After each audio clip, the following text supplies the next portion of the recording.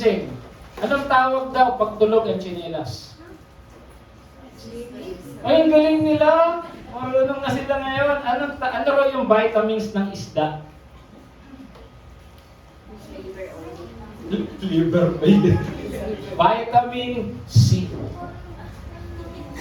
Kung hindi tumawa, hindi pa nag-breakfast. Sino daw sa Bible ang pinakamatuwid? Sino? Sino? Si Joseph. Bakit? Isa siyang ruler. Wala talaga.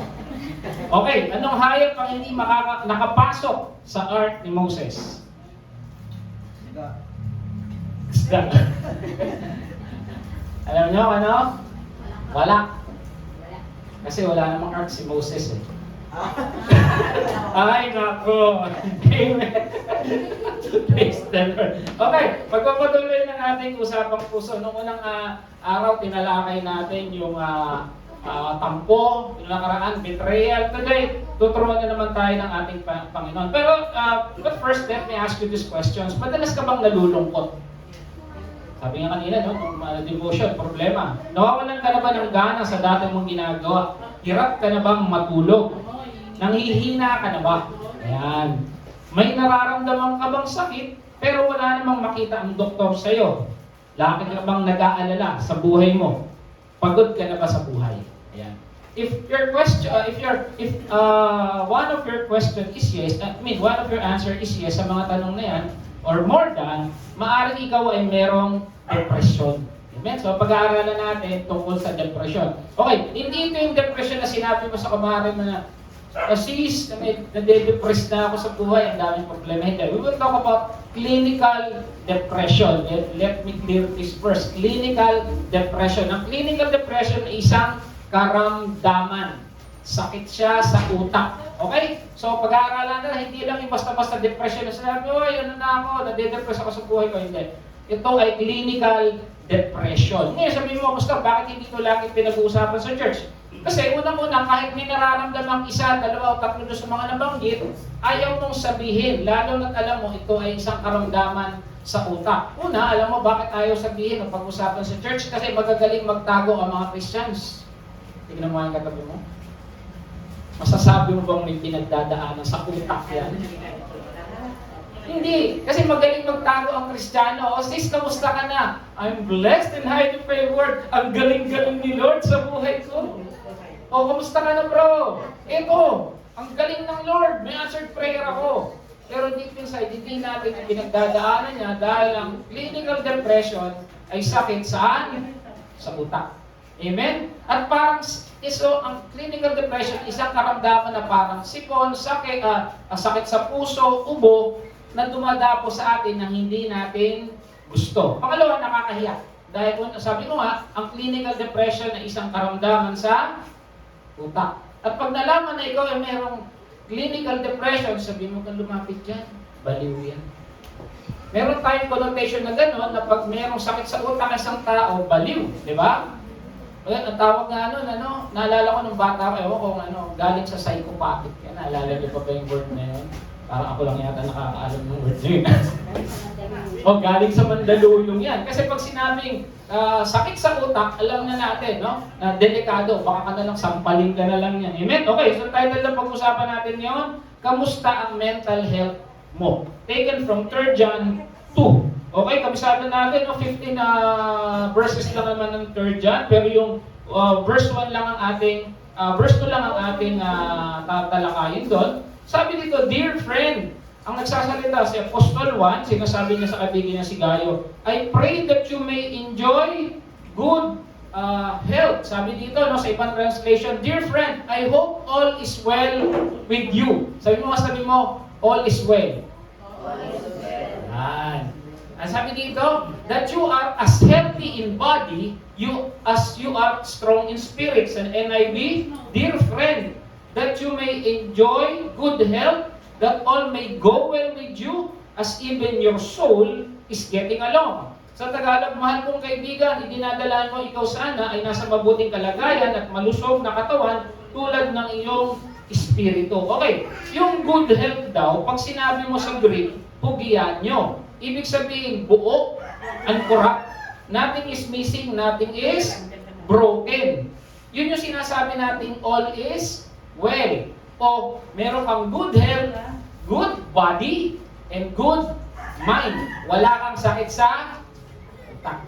Amen? So pag sinabing all is well, mula ulo hanggang paa, pati yung hindi nakikita. Kasi madalas pag sinabi natin, oh, kamusta na ang kalusugan mo? Okay ako, kasi walang sakit, walang karamdaman. Pero hindi natin kayang makita yung iniisip o pangyayari na nangyayari sa utak ng isang tao. Tignan mo nga yung katabi mo, alam mo ba kung iniisip yan? Merong mag-asawa, galit na galit lagi yung babae. Sabi ko ng babae, talagang galit lagi. Ngayon sabi ng lalaki, ng asawa niya, bakit ka ba galit na galit? Naiinis ako sa mundo. Sabi niya gano'n. Kung naiinis ka sa mundo, bakit ka sa akin galit na galit? Ikaw kasi ang mundo ko. Hindi nakuha. Okay? So, ulitin ko yung tanong. Nalulungkot ka ba? Nawawalan ka ng gana? Hirap kang matulog? Nangihina? May nararamdaman ka sakit na hindi makita ng doktor? Lagi nag-aalala? Laging takot? Maaaring uli, meron kang clinical depression. Okay? So, ano nga ba yung clinical depression? Pag-aralan natin. Sabi dito, depression is a common mental condition. Mental condition. Pag sinabi mental, sabi nga kanina yung sister, tigaman, daluyong. So, ang clinical depression pala ay mental disorder. Globally, ito 5% ang meron ito. Sa adults, nagsasuffer ng depression, mas marami ang babae sa lalaki. At ito masakit. Pag hindi na-treat ang depression, pwede ito maging suicide. Amen? Okay. Sabi dito, ulitin ko clinical depression, mental disorder, sakit sa isip. Okay, ano ba yung mga mental disorder? Ito yung anxiety disorder. Ano yung anxiety disorder? Ito yung lagi kang kaba na kaba. Yung lagi kang takot na takot. Yung bang normal sa tao ang kabahan. Pero ito yung lagi ng kabado takot, ito ay meron ka ng anxiety disorder. Yung mga bata, naririnig natin. Naririnig nyo ba yung bipolar ako? Ano ibig sabihin ng bipolar? Ito yung, minsan sobrang saya mo, minsan naman sobrang lungkot mo. Yun yung bipolar disorder. Mental condition din pala yun. Schizophrenia. Ito yung mental condition na maaaring may nakikita kang kung sino-sino, ano-anong bagay. Ito yung sinasabi nila na nakakita raw sila ng namatay, yung iba. So yung iba, treatment dyan na hindi naman pala talaga nakakita ng mga kaluluwa, kundi meron siyang mental condition na schizophrenia. Eating disorder, ito yung masyado kang conscious sa kinakain mo, minsan naman ang takaw-takaw mo. And then lastly, yung depression. But we will talk about depression today. Ano ba yung depression? It is a mental disorder, a psychological state that exists when heart is pressed down and unable to experience joy, feel trapped underneath a dark, heavy blanket of sadness, grief, and hopelessness. Ang depression daw, ito raw yung parang dinidiinan yung dibdib mo, parang hindi ka makahinga, parang sakit din sa puso, na nawawalan ka na ng joy, hopeless ka na, feeling mo, tapos parang ang lungkot-lungkot mo, at parang ang lahat ng tingin mo sa paligid ay malungkot. So yan ang depression. Ito yung statistics, no? 300, ito magugulat kayo, 350 million sa buong mundo depressed. 800,000 yearly are being depressed. So taon-taon, 800,000 na nadadagdag sa tawag dito, nalalamang depressed. Pero pa dito yung hindi nagpapacheck up, ha? Okay, common reason why people is not productive, kaya daw yung mga estudyante, kasi panibata tinatabla ng depression as early as 6 years old. Take note, 6 years old na bata, depressed na. Amen? Tapos kaya hindi magaling sa school, hindi magaling sa trabaho kasi depressed. 60% ito masaklap. 60% ng may depression, nagsusuicide. Hindi lang ito pinag-aaralan. Okay? Depression affects all walks of life. Sabihin mo, pag mayaman ako, hindi na ako made-depress kasi wala akong problema sa pera, wala akong problema sa kung ano-anong utang. No, kahit mayaman, kahit sa Amerika, kahit sa London, kahit sa mga yung mga first world country, tinatamaan sila ng depression. Ito pa, noong 2016, nagkaroon sila ng isang pag-aaral. 1 out of 5 Pilipino, 1 sa 5 Pilipino may depression. O, tignan mo yung katabi mo. Tignan mo yung katabi mo. Tignan mo yung sa likod. Tignan mo yung isa pa sa likod. Tignan mo yung isa pa. Pag nakakita ka ng apat, tingin mo depression.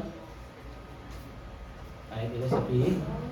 Pag hindi depression, baka ikaw yung depressed. Kasi 1 out of 5. Amen? So, maaaring meron dito. I hope and I pray, wala. Okay. Merong cause ng depression sa science muna tayo before we go to ating pag-aaral. Biological, ito yung nagkakaroon ng imbalance sa hormones. Psychological, ito yung nagkakaroon siya ng low self-esteem. Ito yung bata pa lang, sinasabihan ng nanay na ang bobo-bobo mo, kung ano-ano mga pangmamaliit ang nararamdaman niya o nararanasan niya. Kaya paglaki niya, wala siyang self-esteem, kabado na siya, takot na siyang gumawa ng mga bagay-bagay, and end up depressed siya.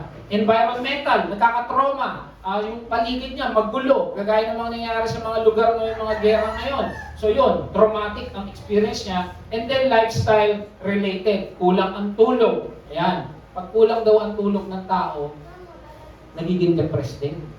Kaya mga nanonood lagi ng Korean novela dyan, na baka kung panood nyo, ma-depress kayo. Amen? And then, yung mga naabuso, kulang sa exercise, kulang sa diet, na nade-depress din. Okay, so punta lang tayo sa Bible.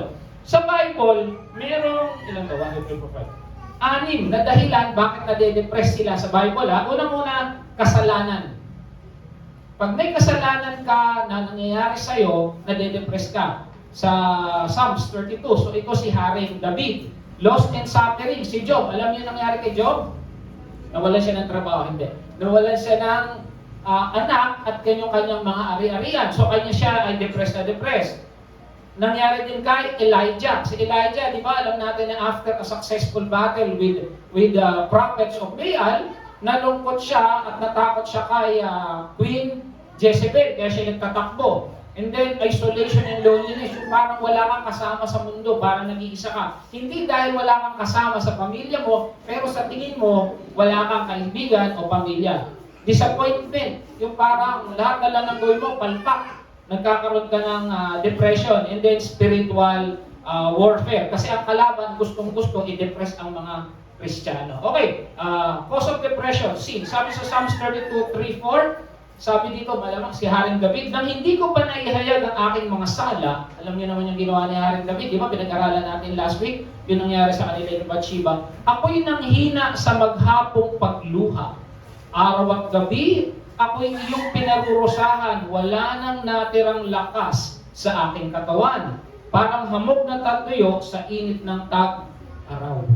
Nung siya ay may kasalanan, na hindi niya na ihahayag o natatakot siya sa kasalanan ginawa niya, di ba ikaw naman pag may kasalanan ka, parang hirap kumilos. Sa mga mag-asawa, pag may kasalanan kayo sa asawa niyo, nakatingin ka ba ng diretsyo? Pwera lang kung magaling ka talaga magtago ng kasalanan mo. Mga anak, pag may kasalanan ba kayo sa magulang ninyo, nakakatingin ba kayo ng diretsyo? Diba hindi? Yun ang ginagawa ng natatagong kasalanan. Isolation, si Haring David na naman to. Nangihina, Psalms 102:3-5. Nangihina ako, usok ang katulad. Sabi niya rito, damdam ko ang init ng apoy na nagninino. So grabe, no? So, yung kanyang pag-iisa, ang tingin niya nasa mainit na lugar siya. Katulad ko'y damong natutuyo sa parang, pati sa pagkain, di ako ganahan. Kung ako'y tumaghoy ay ubod ng lakas, yaring katawan ko'y buto at balat. So, sa sobrang depressed niya, dahil sa mga pangyayari sa buhay niya, parang iyak siya ng iyak at wala siyang ganang kumain. Yan, tignan mo katabi mo, kung may ganang ba kumain niya. Parang meron pa. Amen? Okay. Ito ang masakit. Sabi ko nga sa inyo kanina, if depression is not treated, it might lead to suicide. Ulitin ko ang depresyon pag hindi naagapan, nagpapakamatay. May makilala na ba kayo nagpakamatay? Siguro naman, may kilala na ako. Meron akong kasamahan. Talagang nagulat na lang kami sa likod ng tindahan. Nag-bigti siya. At ito ang dahilan dahil parang naghiwalay siya ng kanyang asawa at ayaw makapagbalita.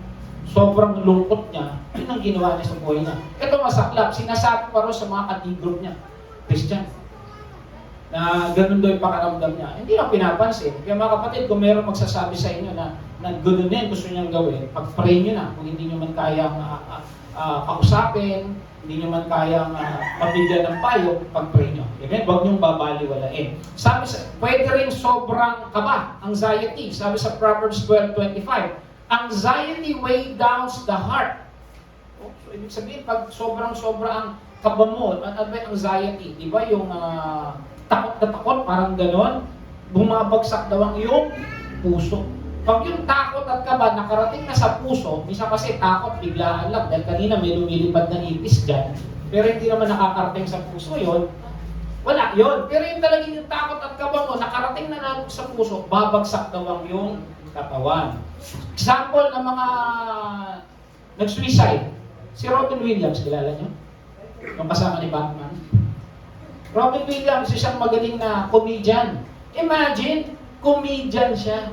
Nagpapatawa siya ng tao, but he committed suicide. Anong sinabi doon sa kanyang biography? Depressed siya. Si Kurt Cobain, kilala nyo? Yung sa isang banda niya, Guns N' Roses ba yung Metallica? Sikat siya, kilalang tao, tinitilian ng mga fans niya, pero hindi siya masaya. He was depressed. So hindi tawag dito, hindi porke kilala ka, sikat ka, may pera ka, ligtas ka na sa depression. Sinasabi nga na iba, matatanda lang ang tinatamaan niya. Dahil yung matatanda, wala nang ginagawa. Sabi naman ng matanda, mga bata lang ang tinatamaan niya kasi mga bata kung ano-ano pinag-iisip. No. Depression can affect all walks of life. Isang anak ng pastor na sikat, tinamaan ng depression, gitarista siya, appraised sa music ministry siya. Sabi niya lang doon sa pamilya niya, kasi mag-church na sila, mauna na kayo. Hindi dumating yung bata sa church, pala nag-suicide. At ito nakakagulat, hindi ko na sasabihin yung pangalan, pero totoo to, isa siyang pastor, nag-suicide. Ulitin ko, sakit ang depression. Sakit ito. Para tong sipon, para tong lagnat, na tinatamaan kahit sino. Amen? Kaya dapat natin itong pag-aralan, dapat natin itong bigyan ng pansin. Kahit kasi sabihin mo, sabihin natin, kamusta ka na Brad? Ito, pinagpala ng Diyos. Pag sinabi mo pinagpala, hindi ka tatablan ng sipon. Pag sinabi mo bang, charito ka sa tingin mo, hindi ka tatablan ng ubo. Tatablan ka pa din. Sakit kasi yan. Hindi mo maiiwasan. Amen? Yes, Jesus has healed us because of His wounds, pero nandito pa tayo sa mundo. Minsan tatamaan tayo, minsan sisipunin tayo. At sabi nga nung isang sikat na author, ang depression daw ay parang sipon na tinatamaan kahit sino. At sa Bible, napakaraming karakter. Si Elijah, si King Saul, si Jonah, si David, si Job, si Jeremiah, si Nebuchadnezzar. Matindi kay Nebuchadnezzar. Nabasa niyo na ba yung Daniel? Ang sakit niya, psychosis. Yung naging para siyang baka ba yun? Kumakain na siya ng damo. Di ba? It's a form of depression. Pero maaaring dahil siya ay pinagalitan din ng Diyos dahil sa sobrang taas niya. Si Pedro, si Hannah, si Moses, si Naomi. Amen? Okay, tignan natin kay Naomi. Tignan natin yung buhay ni Naomi. Namatay sa Moab si Elimelech at naiwang beauty si Naomi. Yung asawa ni Naomi si Elimelech. Ang dalawa nilang anak ay nakapag-asawa ng mga Moabita, sina Orpa at Ruth. Ngunit pagkalipas ng 10 taon, namatay din si Malon at Kilyon. Kaya si Naomi ay naulila sa asawa at mga anak. Ikaw kapatid, mangyari sa iyo yan. Huwag naman. Sa tingin mo. Okay, bumalik siya sa Bethlehem. Kaya nagpatuloy sila sa paglalakbay. Pagdating nila sa Bethlehem, nagulat ang lahat. Hindi pa si Naomi yan? Tanong ng kababaihan. Sumagot si Naomi, huwag niyo akong tawagin Naomi. Tawagin niyo akong Mara. Kasi nanonood dito ng Mara Clara. Sapagkat ako'y pinabayaang magdusa ng makapangyarihang Diyos. Ano ibig sabihin ng Mara? Mapait. Kayo ba gusto niyo pangalan niyo sa anak niyo Mara? Mira, oo, Miracle. Pero Mara, ano ibig sabihin ng mapait? Sasabihin ba niya sa mga kababayan niya, huwag niyo na ako tawagin Naomi. Mara na lang, kasi pinabayaan ako sa mga nangyari sa akin. Amen? Si Hannah, minsan natapos silang kumain sa Shiloh, malungkot na pumunta si Hannah na nanalangin sa bahay ni Yahweh. Nagkataong nakaupo sa may pintuan ng bahay ng Yahweh ang paring si Eli. Buong pait na lumuha si Hannah at taimtim na nalangin kay Yahweh. Taon-taon, di ba, nagpupunta sila doon, taon-taon binubuli siya ni Penina. Kaya siya ay nagkakaroon na siya ng despair, nagkakaroon na siya ng kawalang pag-asa. Kaya nung minsan na yon, buong pait na talaga siya umiyak, umiyak na nalangin. At ang sabi nga ni Eli, para kang lasing. Amen? So, itong si Hannah nawawala na rin ng pag-asa. Si Elijah, alam na natin yung story ni Elijah, ito matindi. At mag-isang pumunta sa ilang, pagkatapos ng maghapong paglalakad, ay naupo sa ililim ng isang puno. Tandaan nyo, ang mga taong nade-despair o gusto na mag-suicide, gusto na nag-iisa lalo. Si Elijah, gano'n, di ba? Meron siyang kasama, iniwan niya. Tapos nandun na lang siya sa ilang. Tapos nag-pray. Ito maganda kay Elijah, nag-pray pa eh. Ano sabi niya? Yahweh, kunin mo na ako. Hirap na ako. Mabuti pang mamatay na ako. Yun ang sabi sa 1 Kings 19:4. Ikaw, kapatid, magpe-pray ka ng gano'n? Alam niyo mo, ang Lord hindi sinasagot lahat ng prayer eh. Kasi kung sinagot ng Lord to, baka lahat marami nang patay ngayon. Baka may nagpe-pray ng gano'n. Mabuti na lang ang Lord talaga, His power is beyond comprehension, na alam niya yung ibibigay lang sa atin. Amen? Kahit ano yung answered prayer. Kasi minsan tayo, pag bigla-bigla rin sa prayer natin, etong si Elijah siguro dahil, alam naman natin ang dahilan, bakit nagkaganito si Elijah? Dahil sobra siyang pagod at gutom. So nakita niyo, no, simpleng pagkain lang, hindi pagkain at sobrang pagod, gusto nang mamatay. Amen? Ito yung pattern ng depression. Ang una, fear or greed. Ayan, yung fear, natakot ka, lungkot na lungkot ka, susunod yan, anxiety. Yung anxiety, parang nawawalan ka na ng pag-asa, and then depression, and then suicide. Ito yung warning, sabi ni Dr. Martin Lloyd-Jones. The devil's one object is to depress God's people. Ulitin ko The devil's one object is to depress God's people, that he can go to the man of the world and say, there are the God's people, do you want to be like that? Ang ginagawa daw ng Diablo sa mga Kristiyano, ginagawa niyang depressed. If not busy, depressed. Una, busy. Kasi pag binigyan, ang Kristiyano daw ganito, pag binigyan ng problema, kanino tumatawag? Kay Lord pa rin. Pag nagkasakit, kanino tumatawag? Kay Lord pa rin. Kaya sabi ng mga Diablo, hindi pala ubra-ubra siya, yung sakit o problema, alam niyo na pagkasunduan na, gawin nila natin busy yung mga Kristiyano. Makakalimot na yan. Pangalawa, gawin natin silang depressed. Kasi pag na-depress yung Kristiyano, isipin mo na lang, lahat tayo dyan, mamaya, lalabas, nakayuko. Bakit nakayuko yan? Kristiyano yan eh. May magcha-church pa kaya? Amen? So yun yung ginagawa niya. There are God's people. Do you want to be like that? Siyempre, sasabihin ng mga hindi pamananampalataya, ayoko maging ganyan. Kristiyano, lungkot eh. Amen? So, ginagamit ng Diablo ang pagiging busy at pagiging depressed ng isang Kristiyano para mawala ng gana yung mga hindi pa nakakilala sa kanya. Okay, ito na tayo. Paano paglalabanan ng depression? Ito ang akala ng mundo. Sabi sa Luke 21:34. Ang akala ng mundo, pag may problema, ang ginagawa, si San Miguel. Ang sabi, nasa Bible, Luke 21:34, be careful, or your hearts will be weighed down with carousing, drunkenness. Ibabagsak lang daw ng pag-iinom yung iyong damdamin lalo. Nakita na ba kayo ng lasing? Igastin niya ako, pare. Kahit lasing, depressed pa rin eh.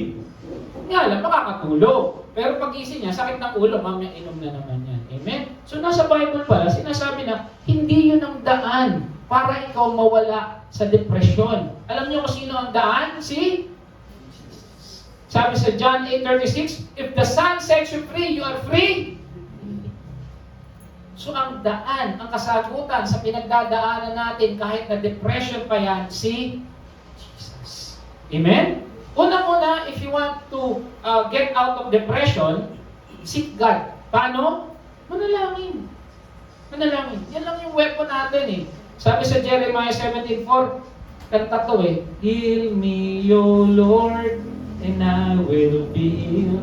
Save me, and I will be saved. Jeremiah 17:14, Heal me, Lord, and I will be healed. Save me, and I will be saved. For you are the one I praise.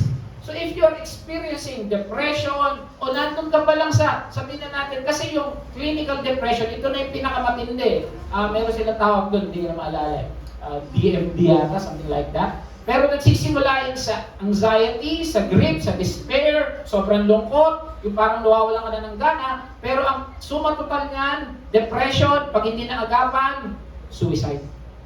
Amen? Kaya pinibigyan, pag ang mga taong may depressed, ang binibigay sa kanila, anti-depressant, para sila makatulog, para mawala yung kanilang iniisip. So unang-unang manalangin. At hindi lang basta manalangin. Sabi sa Jeremiah 29:13, You will seek me and find me when you seek me with all of your heart. Kagaya ng ginawa ni Hannah. Di ba si Hannah talagang sabi niya, buong pait siyang lumuha sa ating Panginoon habang nananalang. Ikaw kapatid, nasubukan mo na bang umiyak kay Lord? Nasubukan mo na bang iluhod sa Kanya lahat ng pinagdadaanan mo? Amen? So if you're feeling depressed, sa tingin mo wala na yung anak mo na pinaaral mo, na tingin mo siya yung magiging, kinabukasan ng pamilya, biglang nag-asawa, iniwan kayo, di ba parang nakakalungkot yon? O minsan yung asawa mo na siyang inaasahan mo, doon, sumakabilang bahay. Amen? Nakaka-depresyon. Kaya sabi dito, ilagay natin yung ating tiwala kay Lord. Alam na niya yung mangyayari. Sabi dito, pangatlo, una, pray, seek, how to seek God, praying with all of your heart, and then renew your mindset. Ikaw na Kristiyano, ikaw na nakakaalam ng turo ng biyaya, dapat alam mo na ikaw pinagpala ng Diyos. Dapat alam mo ikaw, pinagaling na ng Lord. Yes, totoo yan. Ang sabi nga, di ba, all is well. Nothing missing, nothing broken. Naalala niyo yung kwento ng Shunammite lady? Yung kay Elisha? Matay yung anak niya. Tapos, doon nakasalubong niya si Gehazi, tinanong siya, all is well? Yeah, all is well. Kasi bakit? Sensitive niya, sa kalooban niya, okay ako, may problema nga lang ako. Amen? It's an expression of faith. Hindi porke may pinagdadaanan ka, makakalimutan mo yung totoong estado mo sa ating Panginoong Jesus. Amen? Parang apelido mo lang yan. Pag may problema ka pa, nawawala apelido mo. Ganun din yun. Ang pagiging ating pinagpala, ang ating pagiging anak ng Diyos, ang ating pagiging charito, ang ating pagiging lubos na pinaboran ng Diyos, sabi sa Ephesians 1:3, hindi nawawala yan. Kahit anong pinagdadaanan mo, kahit anong sakit mo, dapat makita mo kung ano ka sa mata ng Diyos. Renew your mindset. You are healed. Tapos pag may problema sa pera, ano sabi? I will provide all your needs. Diba? Sa totoo nga lang eh. Alam niyo yung, nanonood ako nung nangyari sa Senado. Alam niyo yung nangyari sa Senado? Wala kasi ko nung isang araw doon, hindi ako nakarating. Amen? Anong sabi nila? Bakit daw hindi matutuloy yung impeachment ni BP Sara? Ano sabi nila? Void ab initio. Alam niyo ibig sabihin nun? Void from the beginning. Yun daw ang sabi ng Supreme Court. Ano yun? It's a Latin word. Ibig sabihin na yung kanilang sinasampang reklamo, sa simula pa lang, wala nang kwenta. Wala nang silbi. Void ab initio. Void from the beginning. Sa simula pa lang, wala nang basihan. Sa simula pa lang, mali na. Sa simula pa lang, wala nang basihan. Amen? Kaya dito sa Senado, sabi nila, ba't ba namin itutuloy? Sabi ng Supreme Court, wala na rin basihan yan. Amen? Ang tawag doon, void ab initio. Alam mo ba, mga kapatid, tayo rin sinabi ng Lord, void ab initio. From the beginning, we are blessed and highly favored. From the beginning, niligtas na tayo ng Diyos. Bakit ko nasabi? Pag tinanong kita, ano ba nangyari sa atin? Kabayaran ng kasalanan o yung kasalanan mo? Ay, hindi nila alam. Ano muna? Binayaran na ba ni Jesus yung kasalanan mo o yung paggawa mo ng kasalanan mo? Binayaran. Ano ba nangyari? Namatay si Jesus o yung kasalanan mo? Namatay si Jesus. Ito mas maganda. Bago pa nilalang ang mundo, binayaran ni Jesus ang kasalanan mo. Ano ibig sabihin? Void ab initio, bago pa ginawa yung kasalanan, bayad na yung kasalanan natin. Amen? Ganun tayo pinagpala ng Lord. Hindi lang natin alam, kaya dapat we should renew our mind na makita natin kung kaano kabuti ang Diyos sa atin. Hindi ko sinasabing maging basehan ito ng pagiging, ano ba tawag natin, yung gawin natin, pwede na pala akong magkasala. Hindi ganun. Kasi ang totoong kumilala sa Diyos, ang totoong nagtiwala sa Diyos, ayaw niya magkasala. Amen? Kahit sabihin mo, binayaran na ng Lord yung kasalanan ko 2,000 years ago. No. Before the creation of the world, before the foundation of the world, Jesus was slain, sabi sa Revelation. Kaya nga, void ab initio. At sinabi na ng Lord, bago ka nagkasakit, pinagaling na kita. Kailan nangyari yung pagpapakot ni Jesus? Sabi nga, yung sa ating salvation, by your stripes, you are healed. Diba? Kailan na una? Sakit mo, kagalingan. Kagalingan. Void ab initio. Amen? Kanya may natutunan ako. Kaya kung titignan natin, hindi pa pala tayo nagkasala. Bayad na tayo. Hindi pa tayo nagkakasakit, magaling na tayo. Hindi pa tayo nagkakaproblema, tinulungan na tayo ng Diyos. Amen? So dapat yun ang makita natin sa buhay natin. Yes, totoo ang depression. Yes, totoo ang clinical depression. Yes, nagkakasakit tayo. Pero kung titignan natin yung buhay natin sa mata ng Diyos, pinagpala tayo. Amen? Ano sabi sa Matthew 6:33? But seek first His kingdom and His righteousness, and all these things shall be added unto you. Ano sabi? Unahin mo, Diyos. Tingnan mo yung Diyos. Tingnan mo yung ginawa sa'yo ng Diyos. Para makita mo na ikaw ay hindi depressed, na pinagaling ka na ng Lord. Tanong mo, Pastor, ba't yung pastor may nangyaring gano'n? I don't know. Bakit yung pastor nagpakamatay? Hindi ko alam. Bakit yung anak ng pastor na mananapay? Hindi ko alam. But we are not here to judge. Nandito tayo para pag-aralan kung ano yung sinasabi ng banal na kasulatan. Amen? We don't know. I don't know. Ayoko mag-speculate at wala tayo sa posisyon mag-judge. Amen? Okay, paalala, pag nag-iiba na ang takbo ng isip, tumakbo ka na kay, yun lang naman ang takbuhan natin eh. Alam niyo, naiyak na ako sa sinabi ni Pastora ng isang araw kanina. Ang kahapon, sabi niya, kung nung nagkasala raw tayo, minahal na tayo na. Kung makasalanan tayo, minahal na tayo ng Diyos. Tumitin ko. Hindi mas lalo na tayo minahal ngayon kung Kristiyano na tayo. Nung makasalanan niyang katabi mo, mahal na ng Lord, mas lalong mahal ni Lord yan kasi nag-church na yan. Amen? Sabi sa Romans 5:8, di ba? Ano ba sabi sa Romans 5:8? Minahal na tayo. Pinakita ng Diyos yung kanyang pagmamahal. Yet when we are sinners.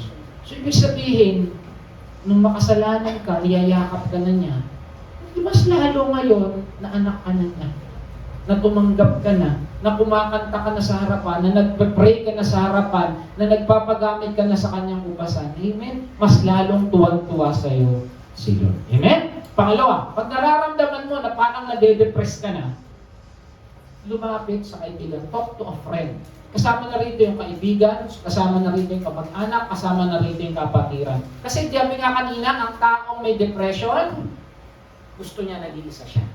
Amen? Kaya pag ikaw nararamdaman mo, gusto ko nag-iisa na ako, gusto ko parang, gusto ko nagkukulong na lang ako sa kwarto, gusto ko wala akong kausap, lumapit ka na. Sabi nga sa akin noon, naalala ko noon, bago akong Kristiyano, pag feeling mo ayaw mo mag-pray, that's the time that you have to pray. Amen? Pag feeling mo ayaw mo na mag-pray, that's the time you have to pray. Pag feeling mo ayaw mo na mag-church, dapat yun ang time, lalo ka mag-church, kasi yung kalaban, pinipigilan ka na. Amen? Proverbs 17:17, a friend loves at all times, and a brother is born out of time of adversity. Sa totoo lang, makikita mo sino ang tunay mong kapatid pag nasa problema ka. Tama, hindi? Hindi yung maganda ka, hindi yung mayaman ka, hindi yung sikat ka, hindi yung kilala ka. Ang tunay na kaibigan mo, nandyan pag wala ka. Ganun din. Malalaman mo kung sino yung kaibigan mo pag sinabi mong, friend, feeling ko may clinical depression ako, para ako may sakit sa utak. Kasi ang tunay na kaibigan, pag-pray ka. Alam niyo, minsan ang kaibigan, hindi naman kailangan tumaktak ng tumaktak pag may problema eh. Kailangan lang makinig. Sinabi sa'yo problema niya, kinig ka na lang. Huwag ka na magpayo. Minsan mas mahirap pa yun eh. Di ba yung kaibigan ni Job kung ano-ano pinagsasabi? Minsan ng totoong kaibigan, kailangan lang makinig. At syempre, pag-pray mo yung kaibigan mo. Sabi sa Ecclesiastes 4:9-12, let it be read to you, two are better than one because they have good return for their labor. If either one of them falls, one can help the other. But pity anyone who falls, and no one to help them. Also, if two lie down together, they will keep warm. But how can we keep warm if you're alone? Though one may be empowered, two can defend themselves. A cord of 3 strands is not quickly broken. Kaya dapat two are better than one. Kaya ngayon mag-asawa, dalawa yan na naging isa. Amen? Kaya napaka-importante na meron kang kaibigan. At kaya mas ganda, meron kang iglesia na kinabibilangan. Amen? Kasi dito, tandaan ang church, hindi ito lugar para magpagandahan. Hindi ito lugar para magpakitaan ng iyong pagpapala. Kaya gaya kanina, may nagparada yata ng raptor dito. Magkakaroon pa lang yata ng raptor. Amen? Hindi lugar yung church para magpasiklaban. Lugar to para magpalakasan. Amen? Pag nandito tayo sa church, walang husgahan, walang judgmental dito. Nandito tayo lahat dahil tayo ay mga anak ng Diyos. Amen? Pag nagsisimulang ma-depress, huwag sarilinin, hindi ka nag-iisa. Kalabit mo yung kalabit mo, sabihin mo hindi ka nag-iisa. Amen. Okay? Pangatlo, nakatuwa kanina may confirmation ako eh. Alam niyo pangatlo, yung una, seek God. Pangalawa, talk to a friend. Pangatlo, always have a rest. Kanina lang kasasabi ko. Magpahinga. Kung ang Diyos nga nagpahinga, sino tayo para hindi magpahinga? Amen? God designed us to rest, kaya magpahinga ka. Ang totoong pahinga, hindi lang katawan, pati isip. Alam niyo, ako sa totoo lang, yung trabaho ko, nung bata ako, ewan ko kung ganito rin kayo. Nung una ako magka-cellphone, alam ni Pastora, yung cellphone ko pa nun, alam niyo parang safeguard. Yung two-liner. Nung binigyan nata ako ni Pastora, alam niyo man ako, binibigyan lang ako lagi. Sabi ko, wala man lang tumatawag, wala man lang nagte-text. Alam niyo ngayon, gusto ko na ipatayin yung cellphone ko eh. Kahit nasan ako, lagi na lang may tumatawag, may nagte-text eh. Amen? Kahit nga nasa bahay ka na ako, nagtatrabaho pa rin ako. Kahit natutulog, nagising ako. Pero alam niyo, totoo kapahingahan, hindi mo naman iniisip. Yung talagang rest day mo. Alam niyo mga pastor, ang rest day, Monday. Monday, pahinga niya sa sarili niya, oras niya sa asawa niya. Usually mga pastor ganun. Unfortunately ako, Monday meeting namin sa opisina. Hindi ako pwede mag-absent. Amen? Kaya ang ginagawa ko is either Sabado ng umaga, minsan Sabado ng umaga, nag-aaral ako, or kaya Sunday afternoon. Yan, nagbabanding kami tatlo, nag-chat kami ng anak namin. Pero kapatid, kailangan mong magpahinga. Kalabitin mo ang katabi mo, sabi magpahinga ka nga.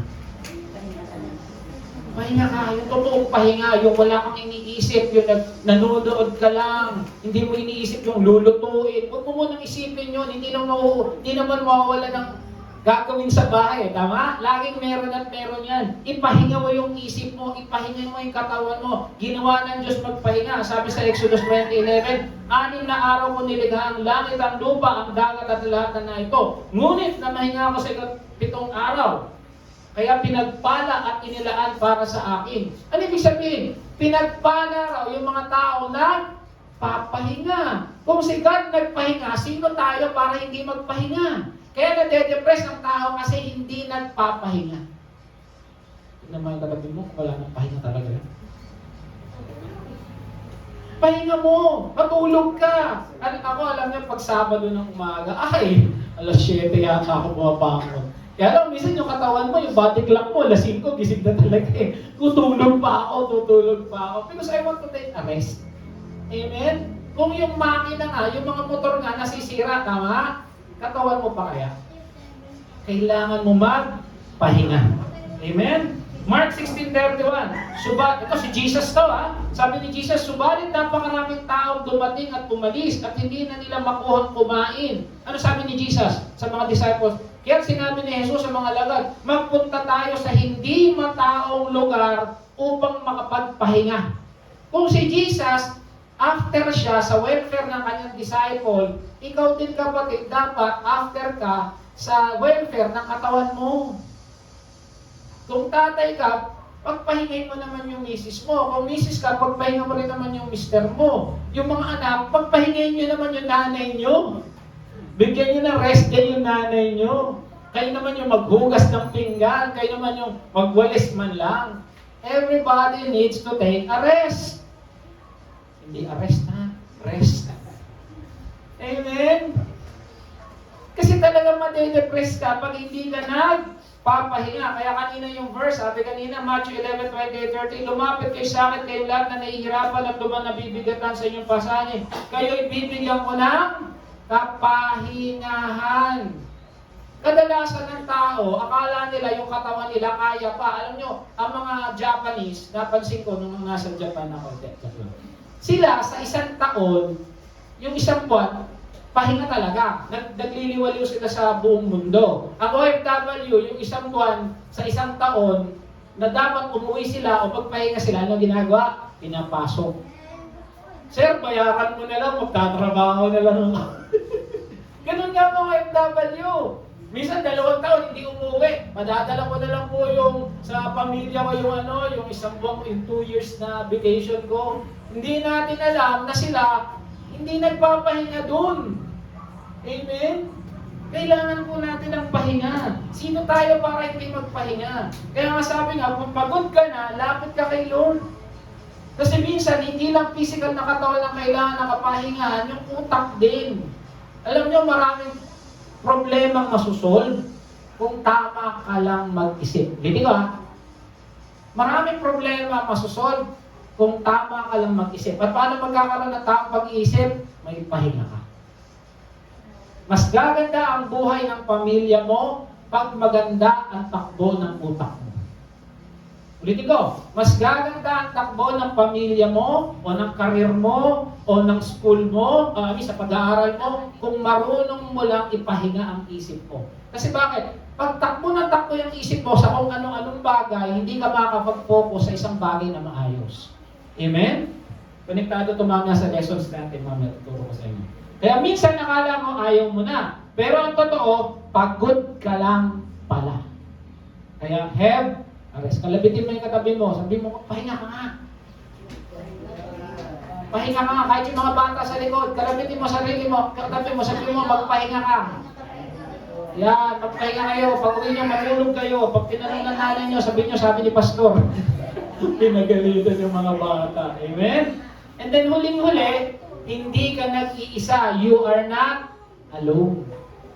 Hindi ko, unang-una, seek God. Paano si-seek God? Pray with all your heart and then review your mindset. Pangalawa, talk to a friend, talk to a family, talk to a brethren. Kung may nararamdaman ka, i-share mo. Pag pinagsabi, ito pag ikaw yung pinagsabihan ng kapatiran, kahit hindi dito, kaibigan mo, kakilala mo, ng medyo sensitive na bagay tungkol sa kanya, wag mong ipagkakalat.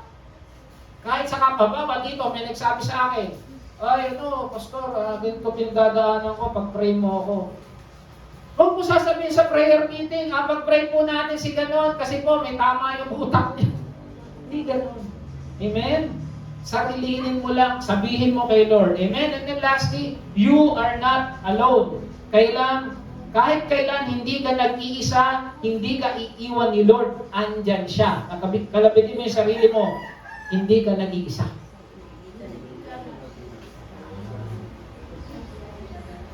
Parang iba nag-iisa na nga. Amen? Sabi sa Deuteronomy 31:6, magpakatatag kayo at lakasan ninyo ang loob. Huwag kayong matakot sa kanila sapagkat sasamahan kayo ni Yahweh na inyong Diyos. Nung Old Testament tawag nila Diyos. Tayo ng New Testament ang tawag natin Heavenly Abba. Mga tatay, gusto niyo bang kasama ang anak ninyo? Yung mga tatay, ayaw kasama yung mga anak nila, hindi sa kulot. Amen? Ako gustong-gusto ko kasama ang anak ko. At ganun, kung ako tatay na nilalang lang ng Diyos, gusto ko kasama ang aking anak, mas lalo ang Diyos. Gusto niya kasama niya tayo. Mga nanay, gusto niyo bang kasama ang anak niyo? Gusto ba yung nanay sumasagot eh? Mga lola, gusto niyo bang kasama ang apo niyo? O, tanyo, amen. Bakit? Kasi sa iyo galing yan eh. Anak mo yan. Ulitin ko ha, ang batang hindi masaya sa bahay, nangangapit bahay. Ang batang hindi masaya sa bahay, nangangapit bahay. Amen? Kaya malalaman mong anak mo kung masaya, kung laging gusto nasa bahay lang siya kasama ang pamilya. Amen? Hindi tayo iniiwan ng Diyos. Sabi naman ng Panginoong Jesus sa John 14:18, I will not leave you orphans. I will come to you. Amen? Nung pabalik na siya sa langit, anong binigay niya sa atin? Ang banal na Spirit. Ang Panginoong Diyos ayaw hindi niya tayo iiwan. Ang Holy Spirit hindi tayo iiwan. Si Jesus hindi tayo iiwan. Sa tingin nyo, nag-iisa tayo? Hindi. Nakakalimutan lang natin ito mga kapatid. Pag may pinagdadaanan problema, sinasarili natin. Pag may pinagdadaanan tayo ng matindi, sinisirili natin, nakakalimutan natin that God is just a prayer away. Amen? Manalangin ng galing sa puso. Iba yung nananalangin, iba yung nananalangin galing sa puso. Amen? Dahil tayo, pinagpala na tayo ng Diyos. Amen? Kaya nga, sa totoo lang, no? Huwag na natin sabihin, God bless you, kapatid. Sabihin na natin, stay blessed. Kasi pinagpala naman tayo ng Diyos eh. Sabi mo nga sa tabi mo, stay blessed. Stay blessed. Manatili kang pinagpala. Eh kasi, sabi sa Ephesians 1:3, di ba? We are blessed. Ano yung blessed? Past tense, present tense, future tense. Past tense. Pinagpala na tayo ng Diyos. Kaya sabi, God bless you. Para sinasabi mo, pagpalain ka na, pinagpala ka na nga ng Diyos eh. Nakakalimutan lang kasi natin yan. Kaya dapat we should renew our mind. Ano sabi sa Hebrews 10:25? Not giving up meeting together as some in the habit of doing, but encouraging one another all the day, see the day approaching. Kung ang Panginoon, ang Trinity, hindi tayo iniiwan, ganoon din tayo magkakapatiran. Dapat, nandito tayo sa gawain. Dahil sa gawain, tayo ay nagpapalamasan. Kalabit mo yun ang kalibang sabihin mo, tutulungan kita. Ayan. Ayan ha. Kaso parang hindi tutulungan eh, parang tatapakan kita eh. Ulitin ko sa church, hindi tayo nagpapataasan, hindi tayo nagtatapakan, tayo ay nagtutulungan. Hindi tayo mga talangka dito. Alam niyo ba yung talangka? Parang hindi niyo alam yung talangka. Parang ako lang yata kumakain ng talangka rito ah. Yung talangka, ilagay niyo sa isang planggana. Walang makakalabas doon kahit hindi niyo takpan. Bakit? Naghahatakan. Hindi tayo ganon. Dapat tayo ay nagpapataasan, nagtutulakan pataas para umasenso naman yung ating kapatiran. Yan ang sabi sa Hebrews 10:25, encouraging one another. Amen? Kaya pag nandito ka sa church, treat your brethren as your real brother. Amen? One thing I miss sa Dubai, kasi doon talaga, ang samahan namin, parang magkakapatid. Kasi, ewan ko, siguro kasi nagsimula kami parang-parehong brothers and sisters. Talagang parang magkakapatid ang turing. Okay, pagsiselos mga kapatid ko rin kayo. Amen? Kaya lang dito parang kuya ako eh. Doon kasi magkakasing age eh. Amen? Okay, Psalms 133:1. How good and pleasant it is when God's people live together in unity. Alam niyo, masayang-masaya ako pag nakikita ko kayo, nagpe-prayer meeting tayo, pag meron tayong activity, lalo na pag nagkakainan tayo, ang saya-saya ko. Busog pa ako. Amen? Sino gusto mag-fellowship ulit? Magsabi ng amen. Sumasagot, bata eh. O yung mga bata, ang pastora, naghihintay na ng full fellowship daw nila. Amen? Malapit na Pasko, no? 2 weeks na tama ba? 2 weeks? 2 weeks, 3 weeks, meron na. Bilis ng panahon. Meron pa ba magbe-birthday bago mag-December? Meron pa ba? Uy, tataas ng kamay. Si Gert, Glency. Wala na. Yung dalawang bata lang. Si Dean, sila ba? Si Dean din ba? November, yung anak namin November eh. Si Ezra rin? December na siya? 19. Ba't Pasko talaga, Amen. Tandaan yung mga birthday nila, regaluhan nyo. Akala mo ako eh.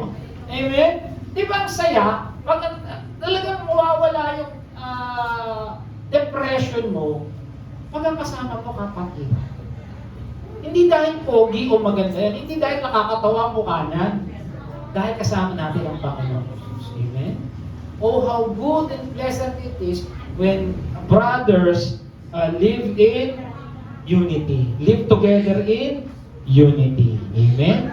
Masaya. Masaya talaga. Iba yung saya. Amen? Alam niyo, hindi ko makakalimutan nung kumain tayo ng ng inasal. Dapat talaga only rice yung sinabi niyo. Sabi niyo kasi single rice lang. Next time, amen? So, di ba ang saya? Iba yung saya ng magkakasama kapatiran. Kasi 100% yun ng Diyos eh. Acts 2:46-47, araw-araw sila nagkatingkod sa templo. Take note yung mga early Christians, araw-araw.